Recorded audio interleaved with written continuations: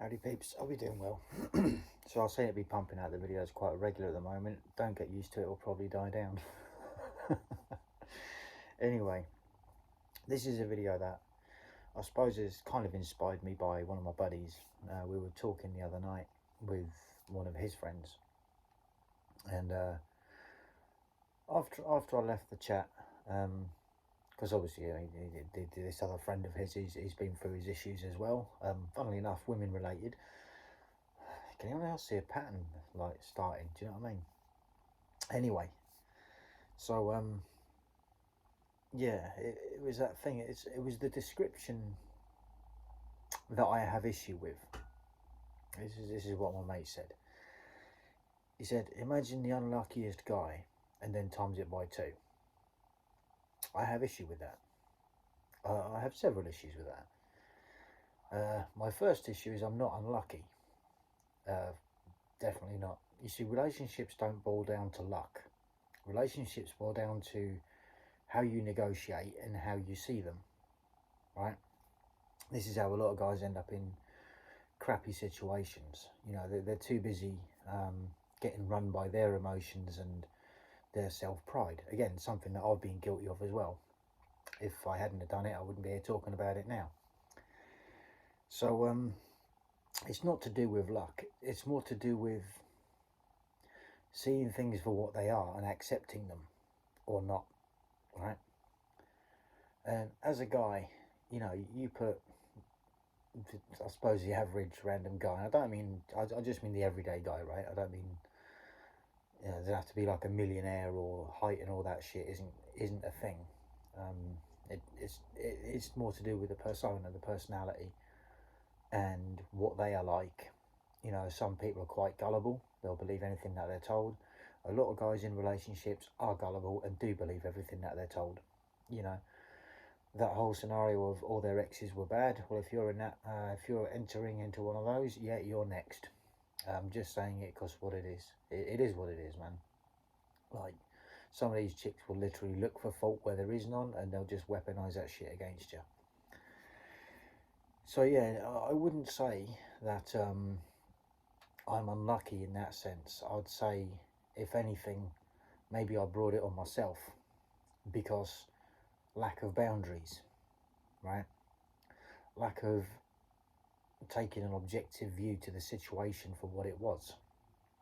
Now, with that, it's that scenario that for the most, you know, in fact, in every single sense, all the relationships I've been in, they were all healthy, at least on the surface. Yeah, now that's not to say that I don't come with my faults and they didn't come with theirs, but somewhere in the middle there was a definite compatibility issue. Now, this is something that you might not see in someone at first, especially not if they're putting on a facade, if they're pretending to be nicer than what they really are, or they're into the same things you are when really deep down they're not. You know, and when that isn't on display for you to see, you know, and there's all sorts of paths we can go down. You know, the scenario of, like, you get invited to a gathering or a party or something like that with your friends, and the chick that you're with at the time, whether you're dating or you're just newly official in a relationship or some shit like that, and they start refusing to go, you know. And sure, in some cases the air quotes excuses might be viable and you might just accept them because, you know, oh well, it's a thing, you know, I can't get a babysitter or whatever. You know, in the case of if you're dating a single mum, this is a situation I was in particular referring to. Now, in that sense, it was a case of they couldn't get a babysitter when it come down to spending time with me, but when it come to them wanting to do their thing, oh well, then there was babysitters like there was no tomorrow. And just to point this one out, I'm not bitter at any of these relationships that I've been in. I've learnt a lot from them.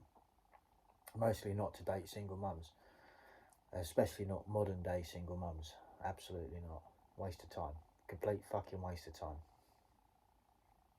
I mean, it's sort of funny, right?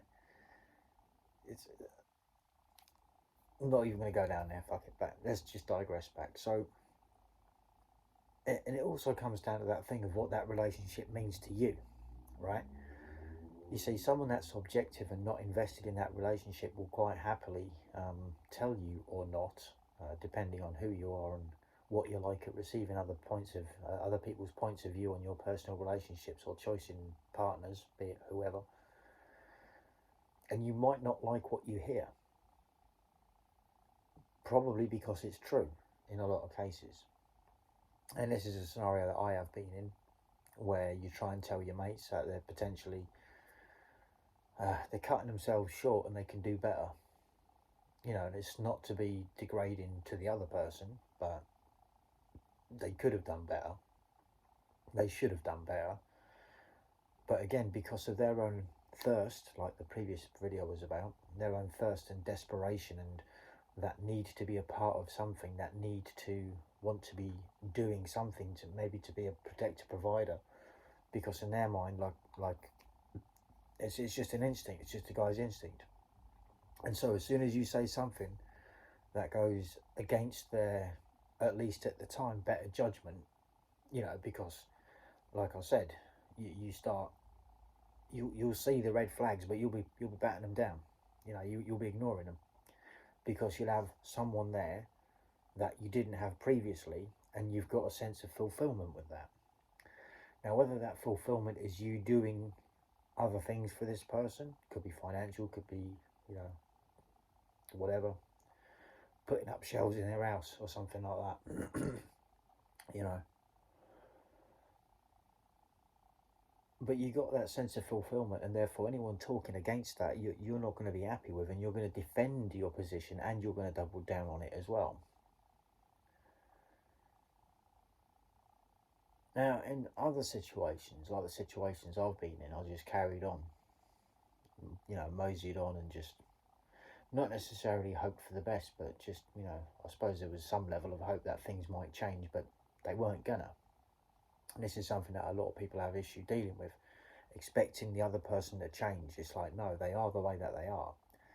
And if they're not investing a great deal into the relationship, as you are, then that should tell you everything you need to know. Stop running around after them. They're not worth your time. That's as simple as it is. And I suppose to bring into context the whole thing of the modern woman's, at least what I see on the internet, modern woman, by this I mean single mum, the modern single mum, and their list of prerequisites or demands, and why I have the stance that I have.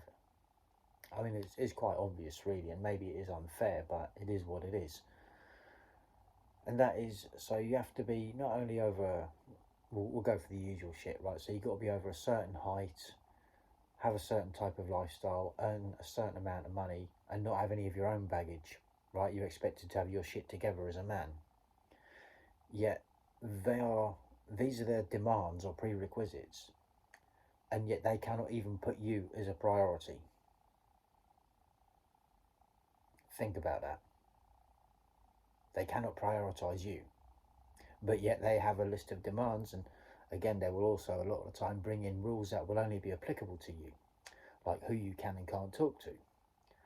You might have some female friends, and this is something that I have a very mixed view on sometimes. Sometimes I think that guys and girls can be friends, and sometimes I think guys are friends with girls because there's an ulterior motive and friendship isn't exactly it. I'm just saying. Now that's not applicable across the board, obviously, but it is still something to be noted and something that the chicks are aware of. Why do you think so many chicks have so many beta male orbiters, right? Also, why they can't find a good man. I mean, there's probably a good man somewhere within their beta orbiters, but the problem is they can't respect them because they're beta orbiters.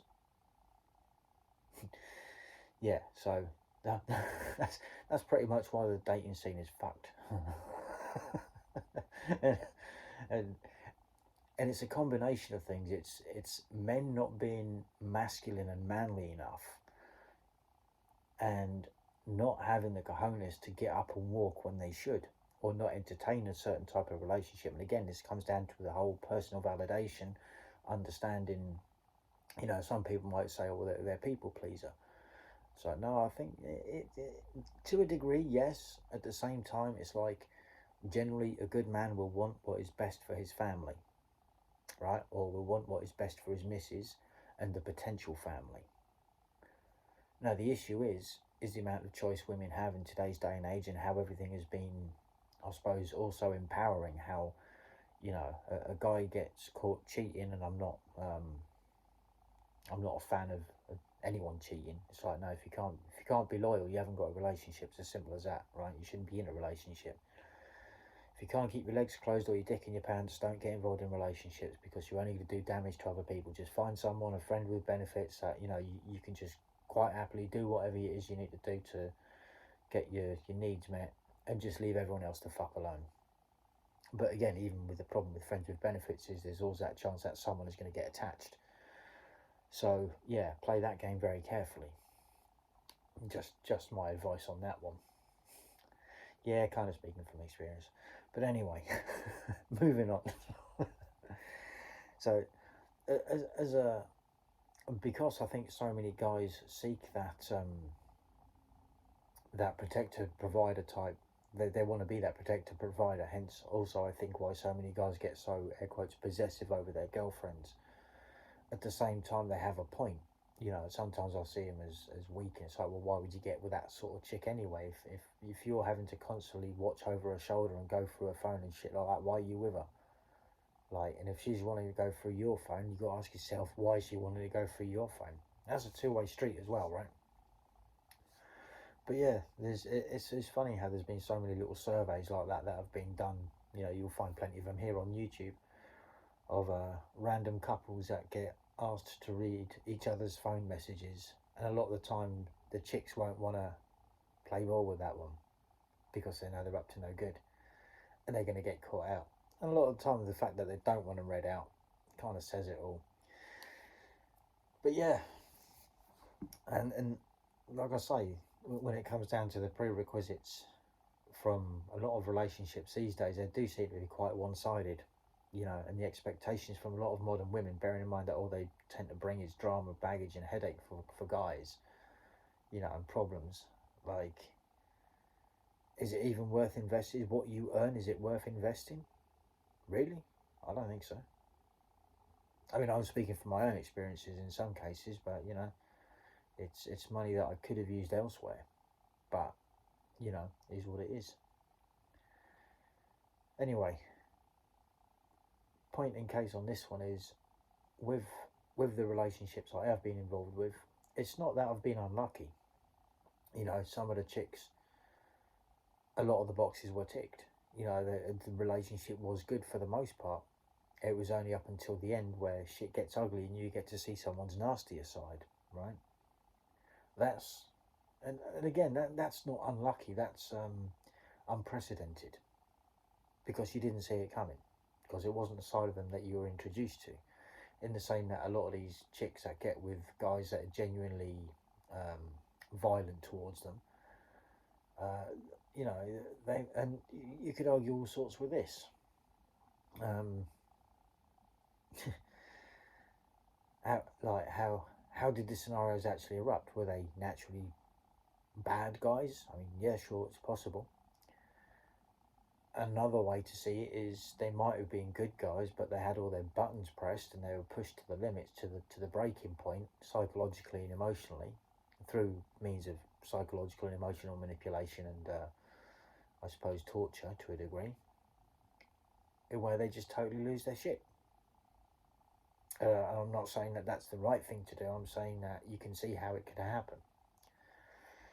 But no, look, for me, it wasn't a case of I don't consider myself to be an unlucky person in the slightest. I just think I've made some choices that I didn't really think through, because I was too busy living in the moment and living in my own personal projected fantasy of seeing them as to how I wanted to see the relationship, which is different to being unlucky. Luck is a whole different thing. Luck is what you make it. Anyway, stay strong, kings. Peace out.